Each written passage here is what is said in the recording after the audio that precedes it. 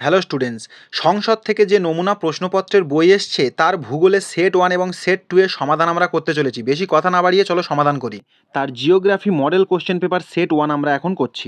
দেখো, প্যানজিয়া ভাঙনের ফলে লরেশিও ও গন্ডোয়ানা ল্যান্ডের মাঝে অবস্থিত গভীর সমুদ্রের নাম কি? এটি টেথিস সাগর হবে। অসপট্রেইস নামক উদ্ভিদের জীবাশ্মের অবস্থান নিম্নলিখিত কোন মহাদেশে পাওয়া যায়নি?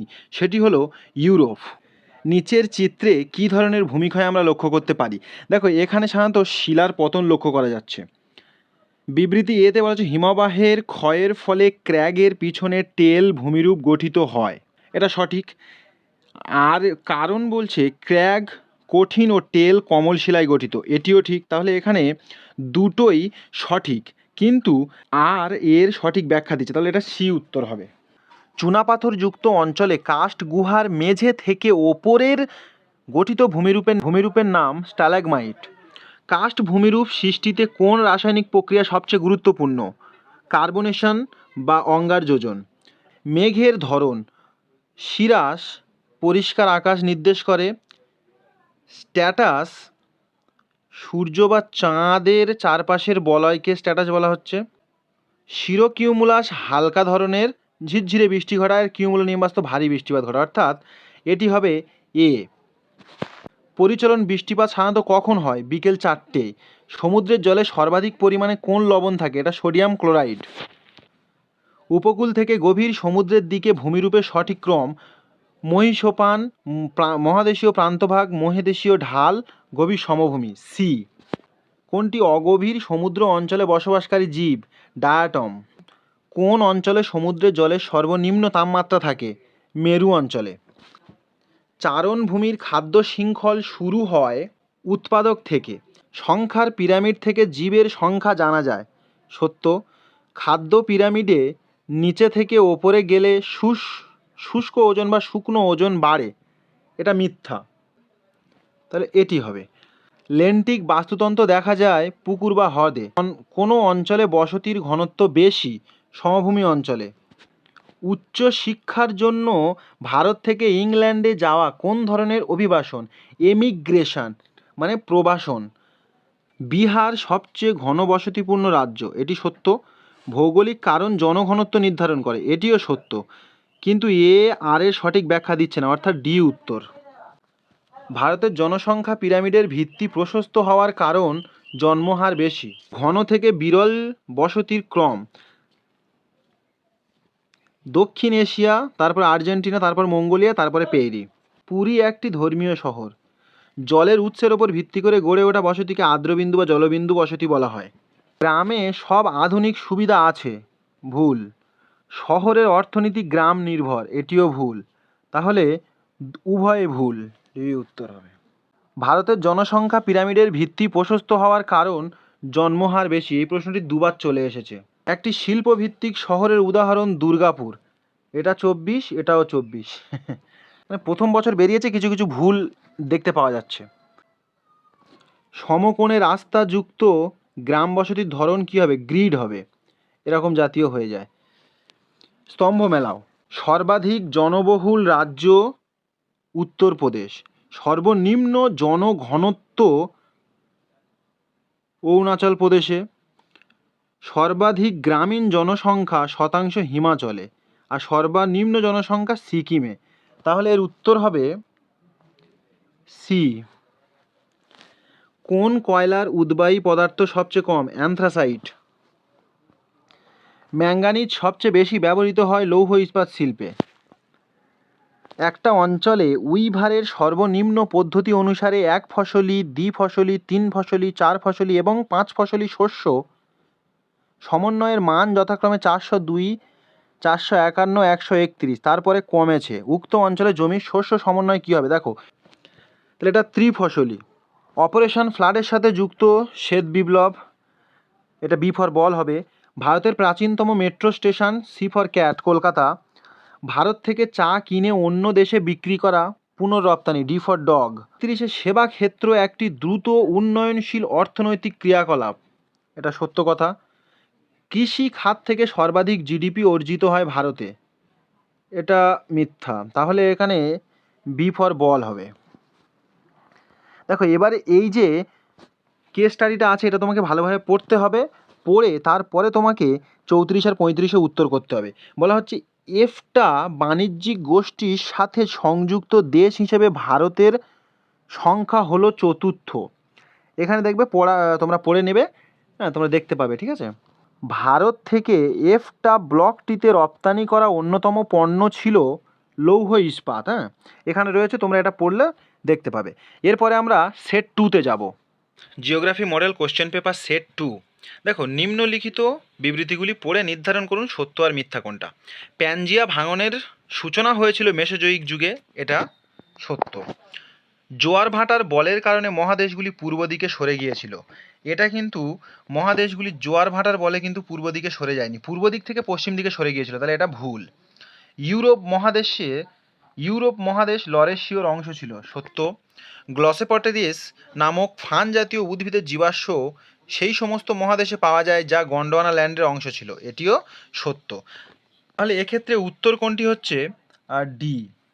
যখন দুটি হিমবাহ মিলিত হয় এবং তাদের পার্শ্বীয় গ্রাবরেখা একত্রিত হয় তখন তা কি গঠন করে? তখন তা মধ্যবর্তী গ্রাবরেখা গঠন করে।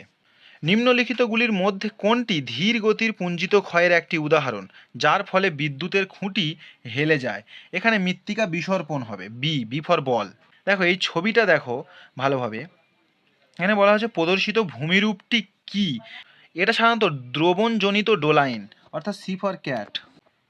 একাধিক শার্কের মস্তকজনিত ক্ষয়ের ফলে যে শঙ্কু আকৃতির শীর্ষ বিশিষ্ট ভূমিরূপ গঠিত হয় সেটি হলো হর্ন। প্রশ্ন 6, স্ট্র্যাটোকিউমুলাস বি নিম্ন তরঙ্গাকৃত স্তরযুক্ত মেঘ। সিরোস্ট্যাটাস উচ্চ পাতলা পর্দার মতো মেঘ যা প্রায় হ্যালো সৃষ্টি করে। নিম্বোস্ট্যাটাস সাধারণত গাঢ় ঘন মেঘ যা ধারাবাহিক বৃষ্টি আনে, আর কিউমুলাস তো এটা। তাহলে এক্ষেত্রে উত্তর হচ্ছে সি। নিরক্ষীয় অঞ্চলে পরিচলন বৃষ্টিপাত সাধারণত দেখা যায়, সত্য। নিরক্ষীয় অঞ্চলে উচ্চ তাপমাত্রা উষ্ণ বায়ুকে দ্রুত ওপরের দিকে উঠতে বাধ্য করে, এটিও সত্য। তাহলে এ এবং আর উভয়ই সত্য, এবং আর যেটা সেটা এর ব্যাখ্যা দিচ্ছে, তাহলে অপশান এ। আর্দ্র বায়ু একটা শীতল পৃষ্ঠের ওপর দিয়ে প্রবাহিত হলে সাধারণত অ্যাডভাকশন কুয়াশার প্রাদুর্ভাব হয়, বি। দেখো এই ছবিটা খেয়াল করো, নিম্নলিখিত চিত্রের ভিত্তিতে সামুদ্রিক গিরিখাত কত নম্বরে রয়েছে? দেখো সামুদ্রিক গিরিখাত কোনটি, এখানে ছবিটা দেখে ঠিকঠাকভাবে বোঝা যাচ্ছে না, তবুও একটু দেখলে বুঝতে পারবে এটি হলো সামুদ্রিক গিরিখাত, মানে 2 নম্বর। তারপরে মধ্য মহাসাগরীয় শৈলশিরা, কোথায় সেটা? এইগুলো মধ্য মহাসাগরীয় শৈলশিরা, অর্থাৎ 3 নম্বর। শৈলশিরা সাধারণত এইগুলো শৈলশিরা, তাহলে 10 নম্বরে পড়ছে গায়ট, এটি গায়ট, এই অংশটি মহীসোপান, অর্থাৎ XII। তাহলে এক্ষেত্রে উত্তর হবে আমাদের বি। নিম্নলিখিত সমুদ্রগুলিকে লবণাক্তদের ক্রমহ্রাসমান বেশি থেকে কম ক্রমে সাজাও। তাহলে সব থেকে বেশি আছে লোহিত সাগরে, তারপরে আছে ভূমধ্য সাগরে, তারপরে কৃষ্ণ সাগর, তাহলে অর্থাৎ এখানে উত্তর হবে বি।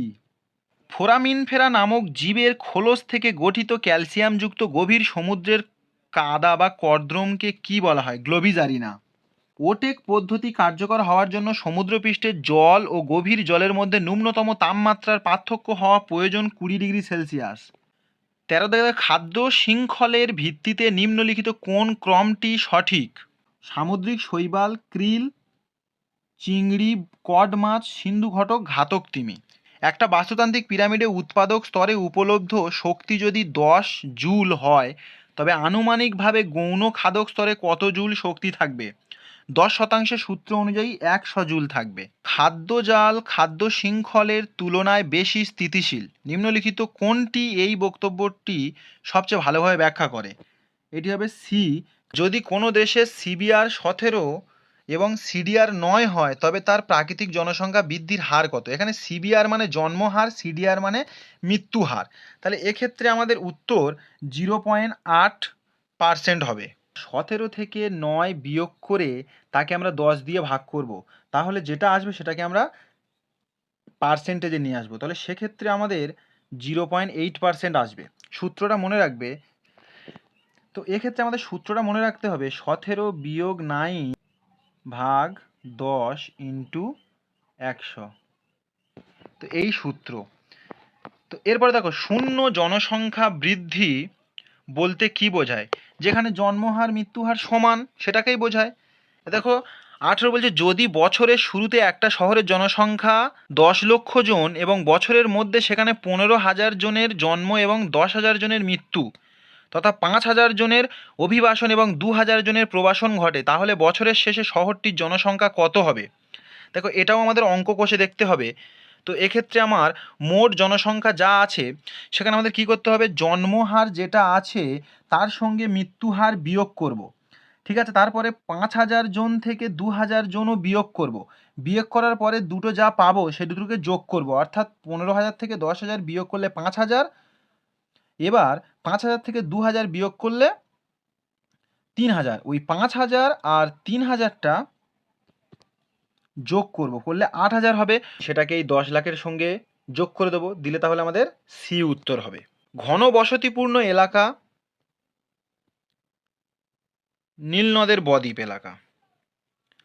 মাঝারি ঘন বসতিপূর্ণ অঞ্চল স্ক্যান্ডিনেভিয়ার উচ্চভূমি। কম ঘনবসতিপূর্ণ অঞ্চল গ্রেট অস্ট্রেলিয়ান মরুভূমি। আর অত্যন্ত কম এটা সাইবেরিয়ান অঞ্চল, তাহলে এটা একে বি হবে। 20 দাগে বলা হচ্ছে যে নাশপাতি আকৃতির বয়স লিঙ্গ জনসংখ্যা পিরামিড উচ্চ জন্মহার ও নিম্ন মৃত্যুহার নির্দেশ করে, এটা ভুল। চিকিৎসা বিজ্ঞানে উন্নতির ফলে মৃত্যুর ক্রমাগত হ্রাস পাচ্ছে, এটা সত্য, তাহলে ডি উত্তর। দার্জিলিং একটা পর্যটন শহর, ব্যারাকপুর একটি সেনা ছাউনি শহর, শান্তিনিকেতন একটি সাংস্কৃতিক শহর এবং কল্যাণী একটি আবাসিক শহর, তাহলে এক্ষেত্রে উত্তর বি। উর্বর সমতল ভূমি ও নদী উপত্যকায় গ্রামীণ বসতিগুলি প্রায় সন্নিহিত ঘন বসতিপূর্ণ বিন্যাস প্রদর্শন করে, এটি সত্য। প্রাচুর্যপূর্ণ উর্বর জমি এবং অতীতে আক্রমণকারীদের বিরুদ্ধে সম্মিলিত প্রতিরক্ষার প্রয়োজনে মানুষ একত্রে বসবাস করতে উৎসাহিত হয়েছে, এটাও তো সত্য। হ্যাঁ, তাহলে এ উত্তর হবে, একটা অপরের ব্যাখ্যা দিচ্ছে। দেখো নদী উপত্যকায় উঁচু তীরবর্তী এবং বন্যাযুক্ত অঞ্চলে গঠিত বসতিগুলোকে শুষ্ক বিন্দু বসতি বলা হয়, সত্য। আর্দ্র বিন্দু বসতি হলো এক ধরনের গুচ্ছাকার নিউক্লিয়েটেড বসতি, এটাও সত্য। মৌসুমি যাযাবর জীবিকায় বিক্ষিপ্ত বসতি সৃষ্টি করে না, এটা ঘনবসতি বা গোষ্ঠীবদ্ধ বসতি সৃষ্টি করে। আয়তকার গ্রামীণ বসতি সম্প্রসারিত হলে তা বর্গাকার গ্রামীণ বসতি রূপান্তরিত করে না, এটি হবে এ। নিম্নলিখিত কোনটি নগর বসতি সামাজিক সমস্যা হিসেবে বিবেচিত নয়, এখানে নগরের বিস্তার।